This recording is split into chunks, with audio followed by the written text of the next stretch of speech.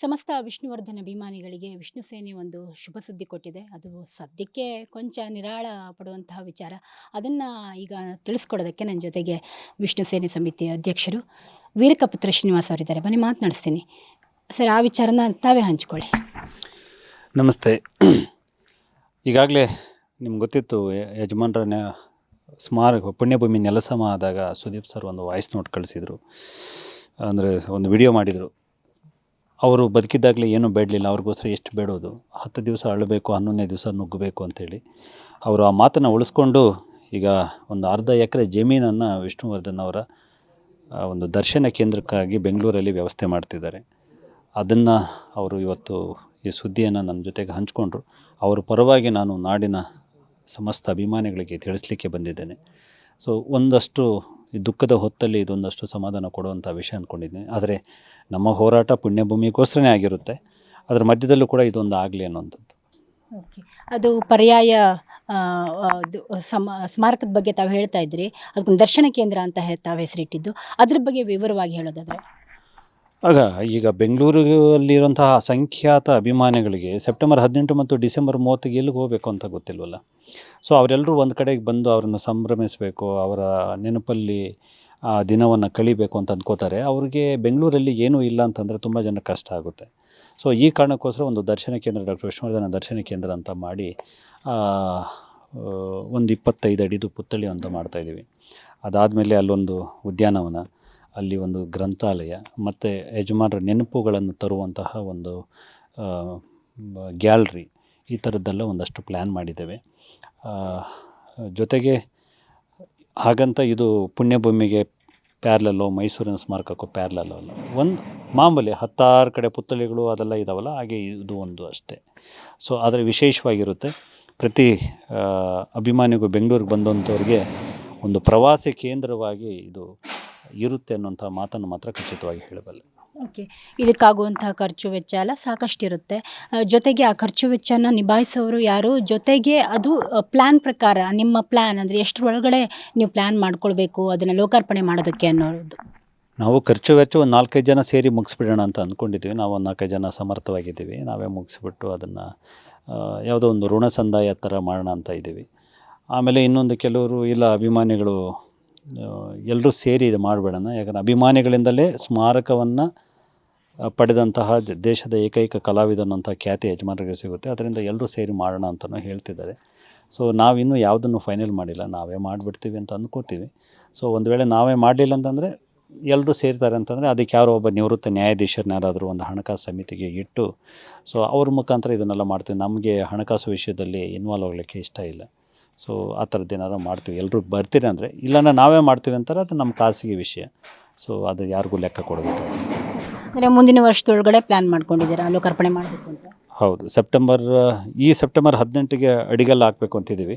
ಮುಂದಿನ ಸೆಪ್ಟೆಂಬರ್ 18 ಒಳಗಡೆ ಅದೊಂದು ಲೋಕಾರ್ಪಣೆಗೆ ಕ್ರಮ ಕೈಗೊಳ್ತೇವೆ. ಮೂಲ ಸ್ಮಾರಕ ಏನಿದೆ ಅಭಿಮಾನ್ ಸ್ಟುಡಿಯೋದಲ್ಲಿ, ಅದರ ಬಗ್ಗೆ ಹೋರಾಟ ಮುಂದುವರಿಯುತ್ತೆ ಅಂತ ಹೇಳಿದರೆ, ಅದ್ರ ಬಗ್ಗೆ ನೀವು ಒಂದಿಷ್ಟು ವಿಚಾರಗಳನ್ನು ಹಂಚ್ಕೊಂಡ್ರೆ ಈ ಥರ ಮಾಡಬೇಕು ಅನ್ನೋದ್ರ ಬಗ್ಗೆ ಎಕ್ಸ್ಪ್ಲೇನ್ ಮಾಡೋದಾದರೆ? ಇಲ್ಲ, ಅದು ಅಭಿಮಾನ್ ಸ್ಟುಡಿಯೋದಲ್ಲಿ ಅವರು ಖಾಸಗಿ ಸ್ವತ್ತು ಅಂತ ಹೇಳ್ಬಿಟ್ಟು ಎಷ್ಟೇ ಕ್ಲೈಮ್ ಮಾಡಿಕೊಂಡ್ರು ಕೂಡ ಅವ್ರು ತಪ್ಪುಗಳು ಮಾಡಿದ್ದಾರೆ. ಒಂದು 10 ಸ್ಟುಡಿಯೋ ಕೊಟ್ಟ ಜಾಗವನ್ನು ಅವರು 10 ಎಕರೆ ಪರಾಬರಿ ಮಾಡ್ಕೊಂಡಿದ್ದಾರೆ, ಮಾರಾಟ ಮಾಡ್ಕೊಂಡಿದ್ದಾರೆ. ಒಂದು. ಎರಡನೇದು, ಅವರ ಅಣ್ಣ ತಮ್ಮಂದರು ಪಾರ್ಟಿಷನ್ ಡೀಡ್ ಮಾಡ್ಕೋಬೇಕಾದ್ರೆ ಆ ಸ್ಟುಡಿಯೋ ಅನ್ನೋಂಥ ಪದವನ್ನು ತೆಗೆದು ಪಾರ್ಟಿಷನ್ ಡೀಡ್ ಮಾಡ್ಕೊಂಡಿದ್ದಾರೆ. 2. ಮೂರನೇದು, ಸ್ಟುಡಿಯೋದ ಅಭಿವೃದ್ಧಿಗಾಗಿ ಅಂತ ಮಾರಾಟ ಮಾಡಿದ್ದ ಜಾಗವನ್ನು ಅದರಿಂದ ಬಂದ ಹಣವನ್ನು ನೀವೇನಾದರೂ ಬೇರೆ ಕಾರಣಗಳಿಗೆ ಬಳಸಿದ್ದು ಕಂಡು ಬಂದರೆ ಈ ಜಮೀನನ್ನು ಮುಟ್ಟುಗೋಲು ಹಾಕ್ಕೋತೀವಿ ಅಂತ ಸರ್ಕಾರ ಷರತ್ತು ವಿಧಿಸಿದೆ. ಈ 3 ಆಯಾಮದಲ್ಲಿ ನಾವು ಆ ಭೂಮಿಯನ್ನು ಮುಟ್ಟುಗೋಲು ಹಾಕ್ಕೊಂಡು ಆ ಮೂಲ ಉದ್ದೇಶಕ್ಕೆ ಬಳಕೆ ಆಗುವಂತೆ ಕ್ರಮ ವಹಿಸಬೇಕು ಅಂತ ಹೇಳಿ ಸರ್ಕಾರವನ್ನು ಒತ್ತಾಯಿಸ್ತಾ ಇದ್ದೀವಿ. ಅದಕ್ಕೋಸ್ಕರ ಹೋರಾಟಗಳನ್ನು ಕೂಡ ರೂಪಿಸ್ತೀವಿ.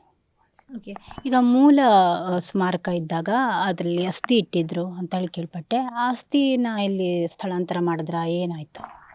ಅದು ನಮ್ಗೆ ಗೊತ್ತಿಲ್ಲ. ನಾವು ಪೊಲೀಸವ್ರಿಗೆ ಕೇಳಿದ್ದೀವಿ, ಅಲ್ಲಿ ಏನಾದ್ರು ಅಸ್ಥಿ ಇತ್ತಾ, ನೀವು ಅದನ್ನು ಅಲ್ಲಿ ಹೊಡೆದಾಕಿದ್ರಲ್ಲ, ಅದನ್ನೆಲ್ಲ ಏನು ಮಾಡಿದಿರಿ, ಆ ಮಾಹಿತಿ ಕೊಡಿ ಅಂತ ಹೇಳ್ಬಿಟ್ಟು ಪೊಲೀಸ್ ಸ್ಟೇಷನ್ಗೆ ನಾವು ಲೆಟ್ರ್ ಕೊಟ್ಟಿದ್ದೀವಿ. ಪೊಲೀಸವರು ಅದರ ಅಕ್ನಾಲಜ್ಮೆಂಟ್ ಕೊಟ್ಟಿದ್ದಾರೆ, ನಾವು ನಮಗೆ ಮಾಹಿತಿ ಕೊಡ್ತೀವಿ ಅಂತ ಹೇಳಿದ್ದಾರೆ. ಒಂದು ವೇಳೆ ಕೊಡಲಿಲ್ಲ ಅಂದರೆ ನಾವು ಕೋರ್ಟ್ ಮುಖಾಂತರ ಅದರ ಮಾಹಿತಿಯನ್ನು ಪಡೆಯುವಂಥ ಪ್ರಯತ್ನವನ್ನು ಮಾಡ್ತೇವೆ.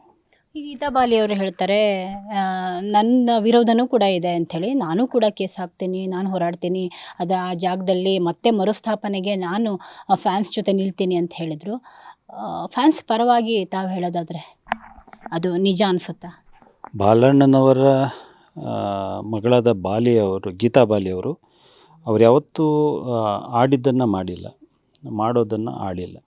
ಸೊ ಈಗ ಅವರಿಗೆ ಕುಟುಂಬದಿಂದ ಏನೋ ಸಮಸ್ಯೆ ಆಗಿರಬೇಕು, ಅದಕ್ಕೆ ಅಭಿಮಾನಿಗಳ ಪರವಾಗಿ ಮಾತನಾಡ್ತಿದ್ದಾರೆ. ನಾಳೆ ಕುಟುಂಬದ ಜೊತೆ ಎಲ್ಲ ಸರಿ ಹೋದರೆ ನಮ್ಮನ್ನು ಮರೆತು ಬಿಡ್ತಾರೆ. ಸೊ ಇದನ್ನು ನಾವು ಸುಮಾರು 15 ವರ್ಷದಿಂದ ನೋಡ್ತಾ ಬಂದಿರೋದು. ಅದರಿಂದ ನಮಗೆ ಅವರ ಮಾತಿನ ಮೇಲೆ ಯಾವುದೇ ನಂಬಿಕೆ ಇಲ್ಲ, ಮತ್ತು ಅವರ ಮಾತನ್ನು ನಂಬಿಕೊಂಡು ನಾವು ಯಾವುದೇ ಹೋರಾಟವನ್ನು ರೂಪಿಸಲ್ಲ. ಯಾಕಂದರೆ ಇದೇ ನಮ್ಮ ವಾಹಿನಿ ಮೂಲಕನೇ ಒಂಥರ ಅವರು ಚಾಲೆಂಜಿಂಗ್ ಆಗಿ ಹೇಳಿದರು, ಡಿಸೆಂಬರ್ 30 ಬರೋದ್ರೊಳಗಡೆ ಒಂದೇನೋ ಪ್ಲ್ಯಾನ್ ಮಾಡ್ತೀವಿ, ಮರುಸ್ಥಾಪನೆ ಮಾಡ್ತೀವಿ ಅನ್ನೋದನ್ನೇ ಹೇಳಿದರು ಅವರು. ಒಂದು ವೇಳೆ ಅವ್ರು ಏನಾದರೂ ಮಾಡಿಬಿಟ್ರೆ ನಾವು ನಂದೊಂದು 30-40 ಸೈಟ್ ತೊಗೊಂಡು ಅವ್ರಿಗೊಂದು ಗುಡಿ ಕಟ್ಕೊಟ್ಬಿಡ್ತೀನಿ ನಾವು. ಗೀತಾ ಬಾಲಿಯವ್ರಿಗೂ ಕೂಡ ಒಂದು ಗುಡಿ ಕಟ್ತೆ. ಕಲಾವಿದರು ಎಲ್ಲರೂ ಸ್ಟೇಟಸ್ ಹಾಕೋದ್ರಲ್ಲೇ ಬ್ಯುಸಿ ಆದ್ರ ಅಂಥೇಳಿ, ಎಷ್ಟು ಜನ ಸಪೋರ್ಟ್ ಮಾಡಿದ್ರು ಅಂತ. ಚಿತ್ರರಂಗ ತಮ್ಮ ಕುಟುಂಬದ ಹಿರಿಯಣ್ಣನ ಹಿರಣ್ಯನಿಗಾದಂಥ ಅವಮಾನಕ್ಕೆ ಹೀಗೆಲ್ಲ ಸ್ಪಂದಿಸಬೇಕಾಗಿತ್ತು. ಇನ್ನೊಂದಷ್ಟು ಅಭಿಮಾನದಿಂದಲೇ ಸ್ಪಂದಿಸಬೇಕಾಗಿತ್ತು. ಅವರು ನಿರಭಿಮಾನವಾಗಿ ಸ್ಪಂದಿಸ್ತಿದ್ರು ಅಂದರೆ ಉಳಿದುಬಿಟ್ರು, ಏನು ಮಾಡ್ದೇ ಉಳಿದುಬಿಟ್ರು. ಬೇಜಾರಿದೆ. ಮತ್ತು ಉಪದೇಶಗಳನ್ನು ಕೊಟ್ಟರು, ಸ್ಮಾರಕಗಳು ಯಾಕೆ ಹಾಗೆ ಹೀಗೆ ಅಂತೆಲ್ಲ ಹೇಳಿ. ಬೇರೆಯವ್ರಿಗೆ ಸ್ಮಾರಕಗಳಾದರೆ ಸಂಭ್ರಮಿಸಿದ್ದಾರೆ, ಯಜಮಾನರಿಗೆ ನೆಲಸಮ ಆದರೆ ಉಪದೇಶ ಕೊಡ್ತಾರೆ. ನಮಗೆ ನನ್ನಂತೆ ಇರುವ ಎಲ್ಲ ಅಭಿಮಾನಿಗಳಿಗೆ ಭಾಳ ನೋವು ಕೊಟ್ಟಿದ್ದಾರೆ ಅವರೆಲ್ಲ. ಇವತ್ತು ರಮ್ಯಾ ಅವರು ಒಂದು ಸ್ಟೇಟಸ್ ಹಾಕ್ತಾರೆ ಸಮಾಧಿ ವಿಚಾರವಾಗಿ, ಸ್ಮಾರಕದ ವಿಚಾರವಾಗಿ, ಅದು ತಮ್ಮ ಗಮನಕ್ಕಿರುತ್ತೆ, ಅದರ ಬಗ್ಗೆ ಪ್ರತಿಕ್ರಿಯೆ ಕೊಡಬೇಕು. ಅದೇ ಅವರು ಗುಡಿಗಳು ಯಾಕೆ ಅಂತ ಕೇಳಿದ್ದಾರೆ, ನಾನು ಅವ್ರಿಗೂ ಹೇಳ್ತೀನಿ. ಸೊ ಈಗಾಗಲೇ ಗುಡಿಗಳಿದ್ದಾವೆ, ಹಾಗೆಲ್ಲ ನೀವು ಮಾತಾಡಲಿಲ್ಲ, ಬರೀ ಯಜಮಾನರಿಗೆ ಗುಡಿ ಕಟ್ಟೋವಾಗ ಮಾತ್ರ ಇದನ್ನು ಮಾತನಾಡ್ತೀರಿ ಅಂದರೆ, ಅವ್ರಿಗೆ ಪ್ರಶಸ್ತಿ ಕೇಳಿದಾಗ ಅವರ ಪ್ರಶಸ್ತಿಗಳನ್ನು ಮೀರಿದವರು ಅಂತೀರಿ, ಅವರಿಗೆ ಸ್ಮಾರಕ ಕೇಳಿದಾಗ ಸ್ಮಾರಕ ಯಾಕೆ ಅವರು ಹೃದಯದಲ್ಲಿದ್ದಾರೆ ಅಂತೀರಿ. ಸೊ ಈ ರೂಲ್ಸು ಎಲ್ರಿಗೂ ಅಪ್ಲೈ ಆಗಲ್ವಾ ಅಂತ.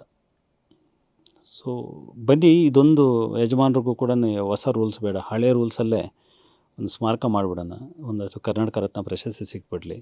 ಅದಾದಮೇಲೆ ನಾವು ರಮ್ಯಾ ಮೇಡಮು ಎಲ್ಲ ಸೇರಿಕೊಂಡು ಹೋರಾಟ ಮಾಡೋಣ, ಇನ್ನು ಮುಂದೆ ಯಾರಿಗೂ ಪ್ರಶಸ್ತಿಯೂ ಬೇಡ, ಸ್ಮಾರಕವೂ ಬೇಡ ಅಂತೇಳಿ. ಬಾಲಣ್ಣವರ ಮೊಮ್ಮಗ ಕಾರ್ತಿಕ್ ಅವರಷ್ಟೇ ಅಲ್ಲ, ಅದ್ರ ಹಿಂದೆ ಅವರು ಅಷ್ಟು ಗಟ್ಟಿ ನಿರ್ಧಾರ ತಗೊಂಡು ಅಷ್ಟು ಹೋರಾಡೋಕ್ಕೆ ಮುಂದೆ ಬರಬೇಕಾದ್ರೆ ಅದ್ರ ಹಿಂದೆ ರಾಜಕೀಯದ ಕೈಗಳಿವೆ, ಜೊತೆಗೆ ಒಂದು ಉದ್ದೇಶ ಬೇರೆ ರೀತಿಯಲ್ಲೇ ಇದೆ, ವ್ಯವಹಾರ ಬೇರೆ ರೀತಿಯಲ್ಲಿ, ಅಂದರೆ ವಾಣಿಜ್ಯೋದ್ಯಮವಾಗಿ ಅದನ್ನ ಬಳಸ್ಕೊಳ್ಳೋ ಜಾಗದಲ್ಲಿ ವಾಣಿಜ್ಯ ಕೇಂದ್ರಗಳನ್ನು ಮಾಡೋ ರೀತಿಯಲ್ಲಿ ಒಂದು ಪ್ಲ್ಯಾನ್ ಇದೆ ಅಂಥೇಳಿ, ಮಾಲು, ಮಲ್ಟಿಪ್ಲೆಕ್ಸು. ಖಂಡಿತವಾಗ್ಲೂ ಇದೆ. ಯಾಕಂದರೆ ಅವರ ತಾತನ ಸಮಾಧಿಯನ್ನೇ ಅವರು ನೆಲಸಮ ಮಾಡಿದ್ದಾರೆ 2 ವರ್ಷದ ಹಿಂದೆ. ಅಂದರೆ ಯಾರಿಗೆ ಜಮೀನು ಕೊಟ್ಟಿದ್ದು ಅದು ಬಾಲಣ್ಣನವ್ರಿಗೆ. ಇವತ್ತು ಆ ಬಾಲಣ್ಣನ ಸಮಾಧಿಯೇ ಇಲ್ಲ ಅಲ್ಲಿ. ಇದರ ಅರ್ಥ ಏನು? ಅಲ್ಲಿ ಮಾಲು ಅಥವಾ ಅಪಾರ್ಟ್ಮೆಂಟು ಬರಬೇಕು ಅಂದರೆ ಸಮಾಧಿ ಇದ್ದರೆ ಅದು ಸರಿಯಾಗಲ್ವಲ್ಲ, ಅದಕ್ಕೆ ಅವ್ರು ತೆರವುಗೊಳಿಸಿದ್ದಾರೆ. ಇದು ಯಾರಿಗಾದರೂ ಗೊತ್ತಾಗುವಂತಹ ಒಂದು